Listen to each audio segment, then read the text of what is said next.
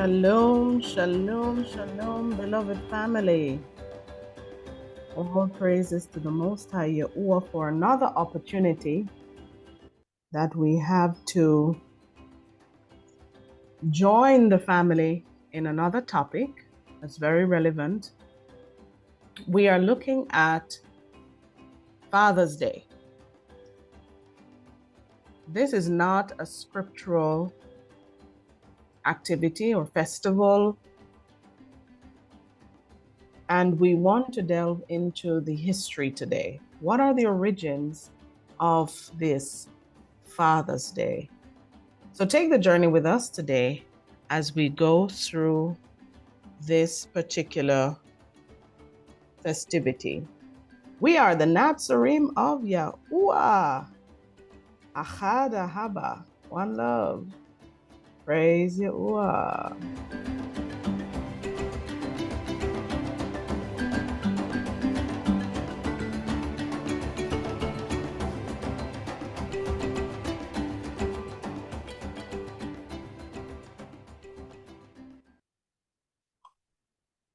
All right.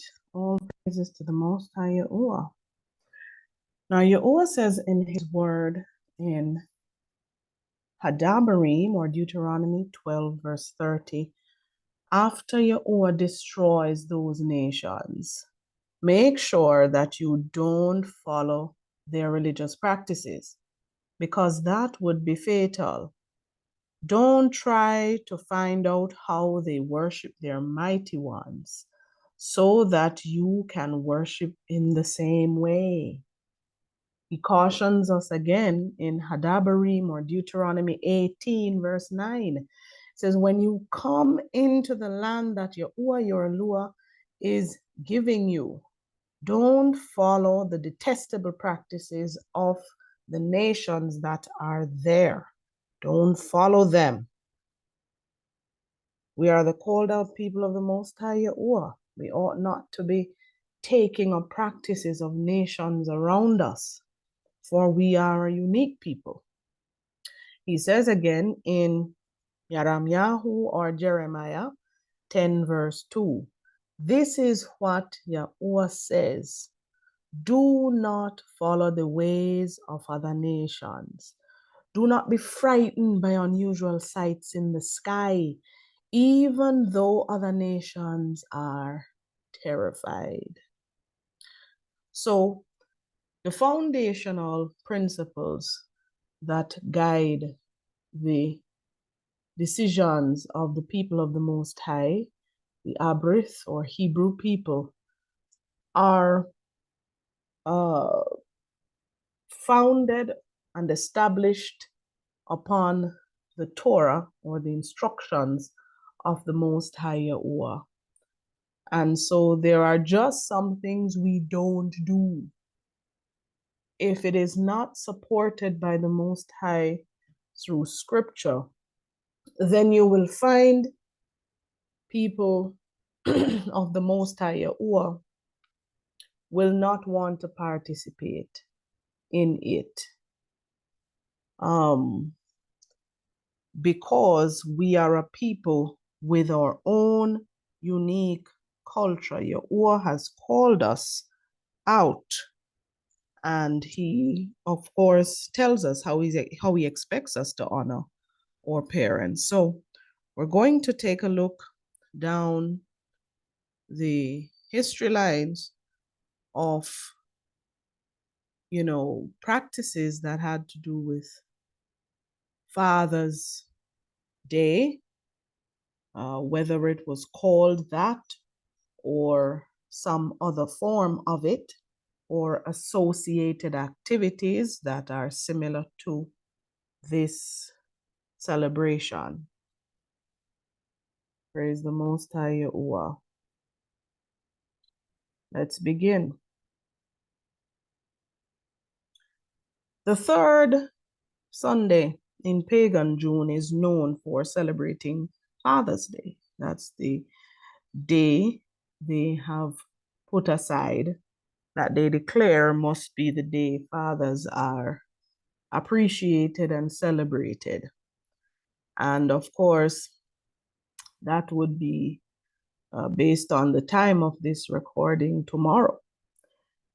Now, even though this celebration gets less coverage than Mother's Day, both events are deceptive and do not communicate the way in which Yahuwah expects us to honor our parents, our father and our mother. The origin of both of these celebrations is based on paganism in some ways, and also on man-made activities or man-made events to recognize deceased or distant parents, maybe to recognize a religious entity or even a mighty one. But none of them have their foundations in Scripture with respect to putting aside a specific day to show honor to our parents. Yahweh does not instruct his people to separate a special day for parents. He tells us that we should honor them. No timestamp. Honor them. So this means a daily honoring of our parents as often as we can while they're still alive. Only Yahuwah gets to have a special day in which he fellowships with his called out people, and it's called the Shabbat. Scriptures are clear about how we ought to honor our parents. Very clear. It says in Shamut or Exodus 20, verse 12, honor your father and your mother, that your days may be long in the Arats or in the land, that Yahuwah your Elohim is giving you. Again, we're told or reminded in Ephesians or Ephesians in English, 6 verses 1 to 3. Children, obey your parents because you belong to Yahuwah, for this is the right thing to do. Honor your father and mother. This is the first commandment or instruction with a promise. If you honor your father and mother, things will go well for you and you will have a long life on the earth. So we're told that this obeying this instruction of the Most High YAHUAH comes with the promise of long life. Doing so on a Father's Day or a Mother's Day does not automatically equate to long life. This is almost like investing in the length of our days by how often we honor our parents. So for as often as we honor them, it's like we are adding to the number of days that we will have on this earth. So this indicates to us, we believe, that as often as we honor our parents, the more we honor them, the more days are added to our lives. It's not about being caught up in the commercial activities of constantly buying presents and gifts for them. We want to honor them the way Yahuwah expects us to. What does it mean to honor our father and mother? Well, according to the Oxford Dictionary, honor means to regard with great respect or high esteem. It also describes honor as something regarded as a rare opportunity, a privilege. Both of these describe what it means to honor our parents. So, in essence, honoring our parents is essential to our everyday lives. You know, we never know when we will lose our parents or when we may leave. And so every single day is a wonderful opportunity and a privilege to give them a call, you know, to help them if they are in need, you know, to visit them. Some people have not seen or spoken with their fathers or mothers in a very long time. And we never know how much time we have left or they have left. So we should do it as often as possible. And in honoring them, we show them respect. We accept their authority. We love them even when we think they don't deserve love because we belong to Yahuwah. And he says, for this is right. It's the right thing to do. Honoring them, loving them, obeying them, as long as it does not go against the word of Yahuwah, and appreciating them, even though some things in the past for some people may not have gone the way we wanted it to. But whilst there is life, there's an opportunity to show them love, for love covereth a multitude of transgressions. Love heals. Unforgiveness tears apart and destroys. Honor your parents, and we're focusing specifically on fathers today. Honor your father. Respect him. Appreciate him, even if you don't think so, because it is the right thing to do, as Yahuwah's word declares. Now, how did Father's Day come about? Or this putting aside of specific times to recognize fathers, or to appreciate them, or to show respect for them? Father's Day can be closely related to pagan celebrations in honor of the sky fathers, where pagans in ancient times used to put aside specific times and days to honor these pagan mighty ones. Sky fathers were what they were called. This also included the relation to the summer solstice, and of course, various mighty ones associated with the sun. Notice how the date selected for Father's Day is in close proximity to the date of the summer solstice, and is also observed on pagan Sunday. Yes. Who was a sky father? Now, according to ancient culture, sky fathers referred to mighty ones or gods who were looked upon as fathers. It had a lot to do with fertility and how sky meets earth, or earth meets sky, whatever they used to say. And there were a great many of sky fathers. In fact, most cultures had one. However, sky father is a translation of the Vedic pantheon, Diaos Pita.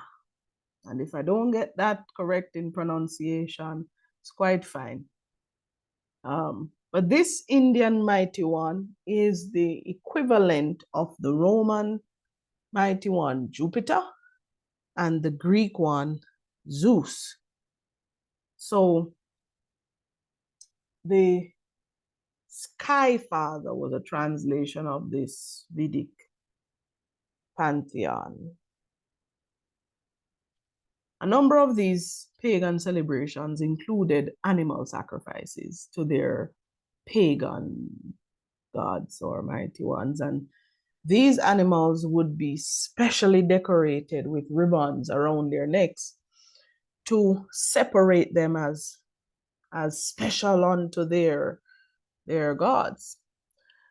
And then at the right time, on specific days, they would be sacrificed to these mighty ones. So they would put nice bow ties or ribbons on the animals. Interestingly, though, have you ever wondered why ties are so prevalent on Father's Day? Where did this whole thing of fathers getting ties and watches for Father's Day came about? Maybe you can share down in the chat.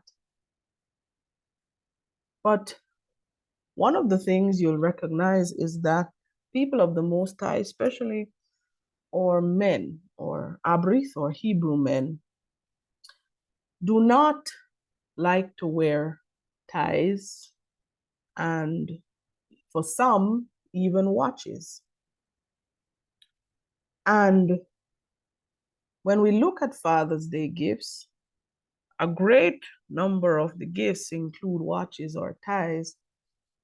And the association with ties and watches as gifts on Father's Day is one that brings pain to a number of the people of the Most High, because ties resemble the ropes and the collars that were placed around the necks of our ancestors, and the watches resemble the shackles placed on their wrists. You know, the shape of the tie as well, the pointy section of the tie also reflects a phallic male symbol. And so it is not something that you will find Hebrew men wanting to wear. And historically, you will see that ties were also associated with, you know, the fashionable dress of oppressors and various colonizers, you know.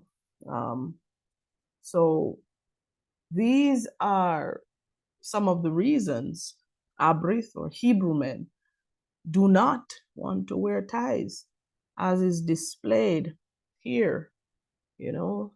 So in deciding to go out and buy a tie or a watch, most especially for a man who understands that he is Hebrew, is not a gift you want to give, because it's a reminder of the shackles, the ropes around the neck, and the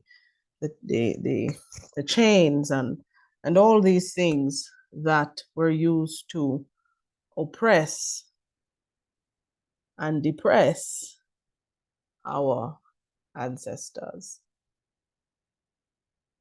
The summer solstice.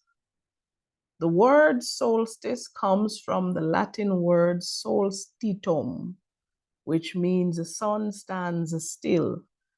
It is the longest day of the year and the shortest night in the northern hemisphere. And it is called or known by different names throughout the world. For example, in Europe, they call it midsummer. Wiccans and neo-pagans refer to it as Lita. And of course, the Catholics call it St. John's Day. Pagans can trace their roots all the way back to ancient times, when they celebrated the summer solstice by sacrificing. We spoke about the animals earlier. They sacrificed to the sky gods or the sun gods, and women would perform pagan rituals, you know. The festivals would last up to a week, from June 19 all the way back to June 25. What was Litha? Now, Litha is an ancient pagan celebration that is still practiced in some parts of the world today in honor of the summer solstice and the sky father, or Father Sky, as some call it. Pagans and Wiccans light up bonfires on hilltops to signify the space between earth and sky. It was and is considered a time when they find what they call the balance between fire and water. In ancient times, Europeans placed large wheels on fire and rolled them down a hill into a body of water. That is still done in some parts of the world today, a tradition that continues. Pagan tradition. The word bonfire also has pagan symbolism because it comes from bone fire, which refers to the ashes and bones left after these various sacrifices, whether animal sacrifices, human sacrifices, whatever sacrifices. The bones and ashes that were left behind, that's what gave it the name bonfire, which was later shortened to bonfire. Now, going into modern times, we find, so we've looked at the pagan associations with putting aside a day to honor fathers. We're also now going to look at more modern associations, man-made celebrations, and how it was man that decided to institute this particular celebration. And we begin with someone called Grace Golden Clayton. Who was Grace Golden Clayton and what was her contribution? Many historians believe that she was the first founder of Father's Day in Fairmont, West Virginia on July 5, 1908. It was, of course, a year and a half before there was in Monongah, and this was, of course, a nearby town. There was a mine explosion, and this particular explosion killed more than 360 men, and over 200 of them would have been fathers. So they left behind families. It was said over 1,000 sons and daughters they would have left behind. And so this woman would have been moved thereafter when she would have reflected on this particular unfortunate situation. In her reflection, she was moved by this incident and went to her pastor, pretty much like we saw with the Mother's Day activity, where these ideas usually go to the church for them to be recognized. So she went to her pastor, pretty much like how the idea for Mother's Day went to a pastor too. And he was Reverend Robert Thomas Webb of the Williams Memorial Methodist Episcopal Church South. That's now known as Central United Methodist Church. And the idea was initiated, to have a special day for fathers to be honored and remembered. And there is still a sign, or there are still signs in that location that refer to the first Father's Day service at this particular church. Clayton chose originally July 5, 1908 to celebrate Father's Day because this was the nearest date to her late father's birthday. So she wanted really to associate this day or the date for this celebration or observance to her late father, her deceased father's birthday, whom she missed terribly. However, Clayton's Father's Day did not take off as she wanted. And it was an exceptionally unfavorable time, as was stated in, various writings for various reasons, because there was no promotion of this day outside of the town. No public statement was made to the city council. And of course, there was the Independence Day festival the day before, where over 12,000 people were in attendance. And so this would have proven to be unfavorable for them to make such a proclamation. So because the family were dedicated churchgoers, pretty much like those who contributed to the official announcement of Mother's Day, they were faithful churchgoers or loyal churchgoers. And so Clayton, as well as the church, decided they were not going to go ahead with the proclamation because of these conflicting variables. And so it is said Clayton never received the credit for being the first to try to issue an official Father's Day. But to this day, Fairmont are still proud of Clayton's efforts, and you will see a sign or signs, as I indicated earlier, that indicate, the first Father's Day service. There's a sign that says, "Welcome to Fairmont, Friendly City, home of the first Father's Day service, July 5, 1908. And let's take a look at one of these signs. It says, "First Father's Day service, site of Williams Memorial Methodist Episcopal Church, now Central United Methodist, where Father's Day was first observed on July 5, 1908. Says the minister there, Webb, conducted the service upon request of Mrs. Charles Clayton. That's, of course, the person we are speaking of now, daughter of Methodist minister Fletcher Golden. And that, we're thinking, must have been the name of her father. Just 2 months after first Mother's Day observance at Grafton. National recognition of Father's Day achieved in 1972 by congressional resolution. So this is a sign that, of course, is there in the state of West Virginia. This was erected to, I suppose, bring some awareness that before anyone else decided to declare a Father's Day, they're making it known they were the first, but they really weren't. It was from pagan times.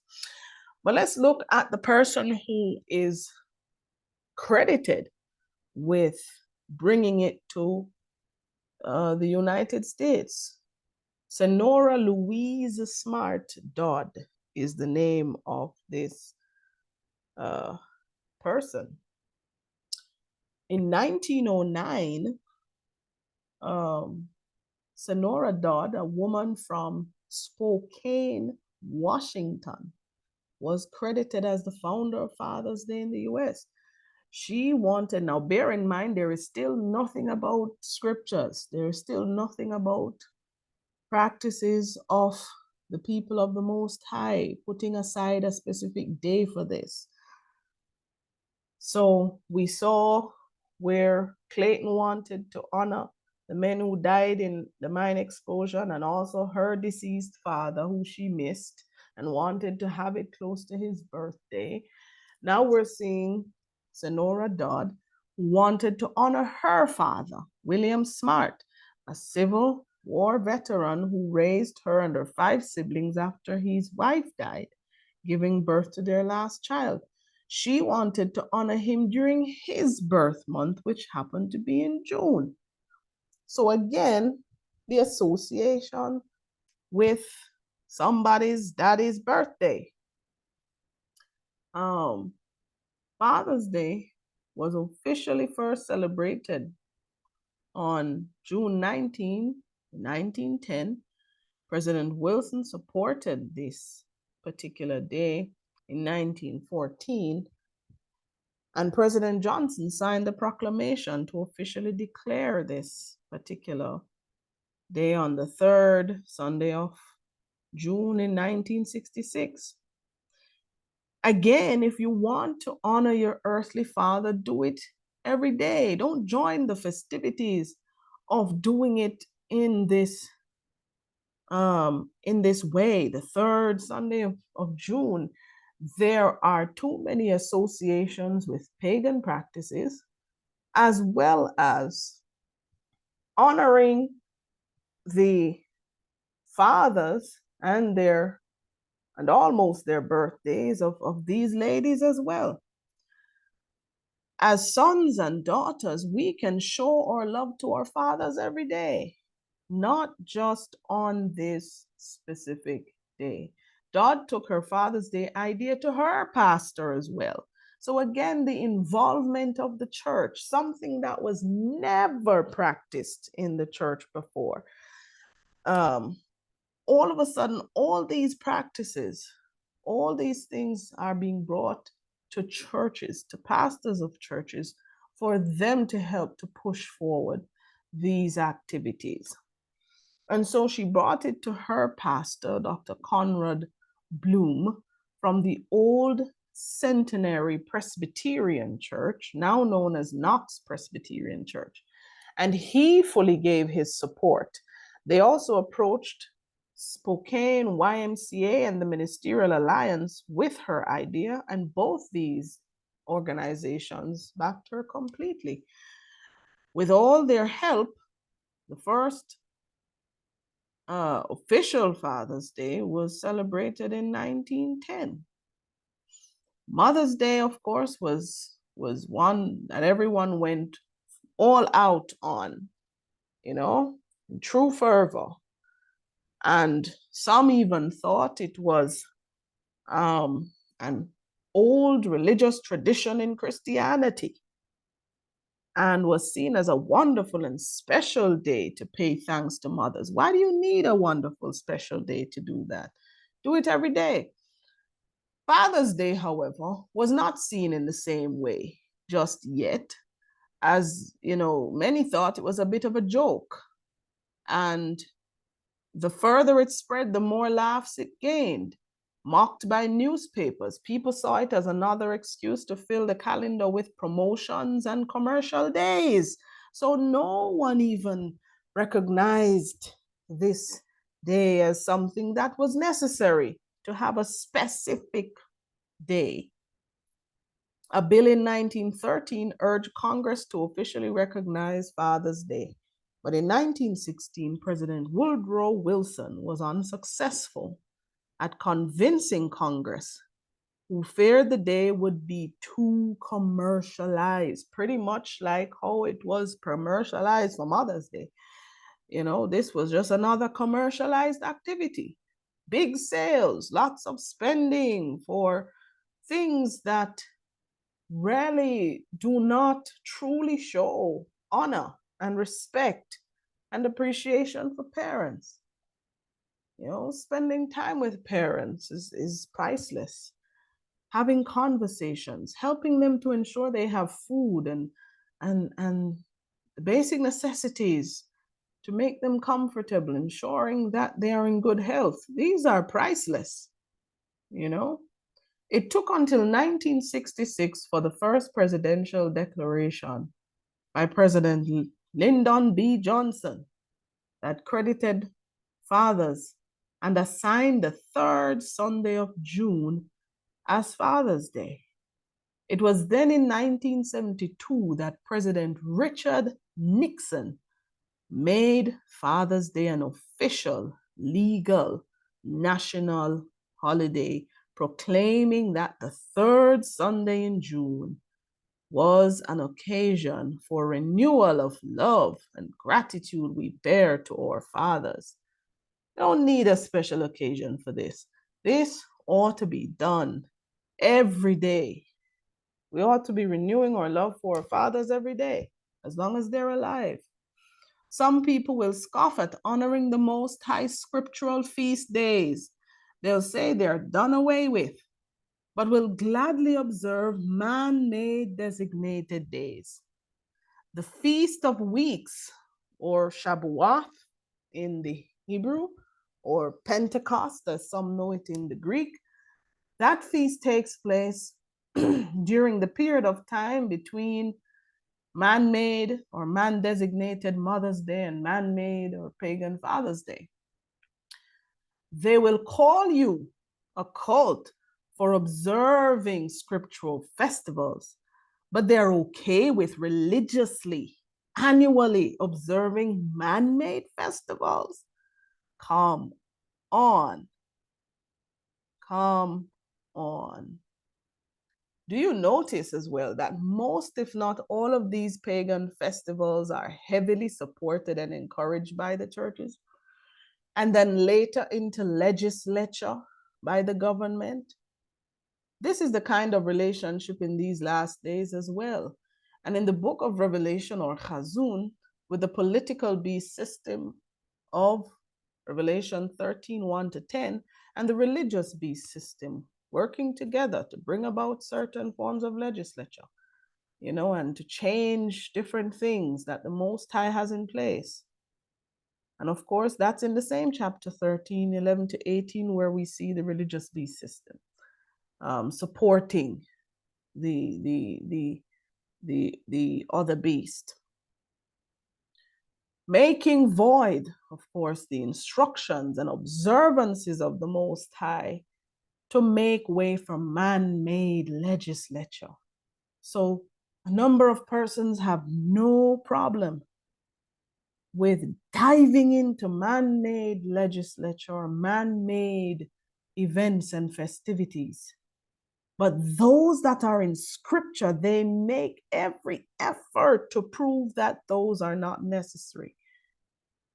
And we should not be doing the things that the Most High declares, but they have no problems doing the things that people come up with.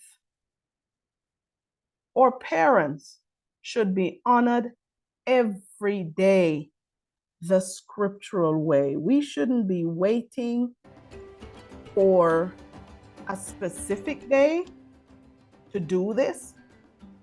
We should be doing this every day. Every day. Call your parents, call your father. Go out as often as you can. Have talks. For as long as they are here and able to feel appreciated. Let us honor our mother and fathers the scripture way every day. Praise Yahuwah. Well, we are the Nazarene of Yahuwah. Praise Yahuwah. And we are so pleased and joyful every time we upload. You view, or you share, or you like, or you leave a comment. We're appreciative of every time you join us for these various topics. We invite you, of course, to go ahead and like the video, subscribe to the channel, and hit the notification bell so that you are alerted every time we have an upload. All praise to the Most High YAHUAH. We say Achad, ahabah. One love. One love, family. Love you all. Shalom.